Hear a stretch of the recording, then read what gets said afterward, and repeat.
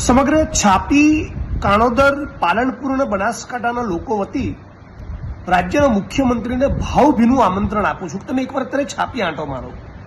તમે જે પ્રમાણેના વિકાસની ડંફાસો મારી છે, તમે નાગરિકો માટે બહુ મૃદુ છું, સંવેદનશીલ હોવાની જે બડાસો ફૂંકી છે, એક અડધો કલાક માટે તમે છાપી પાલનપુર હાઈવે પર આવીને ઊભા રહો એટલે તમને ખબર પડે તમારા વિકાસની વાસ્તવિકતા શું છે.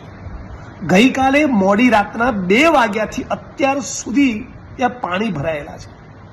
તમે તમારા મુસ્લિમ દ્વેષના કારણે કોઈ જરૂરત નથી છતાં કાણોદર અને છાપીમાં કારણ વગરના ફ્લાયઓવર ઊભા કર્યા. આ પણ એક મોટું કારણ છે. ત્યાં ભયંકર પાણી ભરાઈ રહ્યું છે. શરમ આવી જોઈએ તમારી આ રાજનીતિને. આજે ત્યાં ગાડી મહેસાણા બાજુથી, અમદાવાદ મહેસાણાથી વડગામ પાલનપુર છાપી આવી રહેલા અને છેક નડાબેટથી અમદાવાદ મહેસાણા તરફ જઈ રહેલા નાગરિકો હજારોની સંખ્યામાં જે પરેશાન થયા છે, એનો રાજ્યની સરકારને કોઈ અંદાજ છે? હું તો વિડીયોના માધ્યમથી સમગ્ર ગુજરાતની જનતાને અપીલ કરવા માંગુ છું કે તમે તમારા ફેસબુક પર, ટ્વિટર પર, સોશિયલ મીડિયામાં લખો.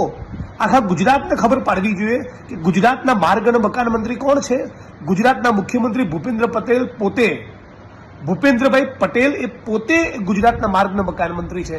અને એ છતાં જે રાજ્યનો સીએમ પોતે માર્ગ અને મકાન મંત્રી હોય ને એ છતાં આટલા રોડ રસ્તામાં પાણી ભરાય, આટલા રોડ રસ્તા તૂટે, શહેરમાં ભૂવા પડેલા હોય, ફ્લાયઓવર તૂટી જાય, મોટા મોટા બ્રિજ કોલેપ્સ થઈ જાય. મને લાગે છે મુખ્યમંત્રી થોડીક સંવેદના બતાવીને સમગ્ર ગુજરાતના તમારા ડિપાર્ટમેન્ટના માણસોનો કહો, આખા ગુજરાતના ખૂણે ખૂણે નીકળી જાય. આ તમે શું કરી રહ્યા છો?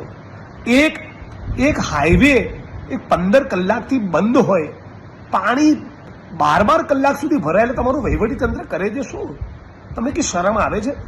હું ફરી આ વિડીયોના માધ્યમથી સમગ્ર છાપી અને મારા મત વિસ્તારના લોકો વતી, આખા બનાસકાંઠા વતી રાજ્યના મુખ્યમંત્રીને અપીલ કરું છું. તમને ભાવભીનું આમંત્રણ છે.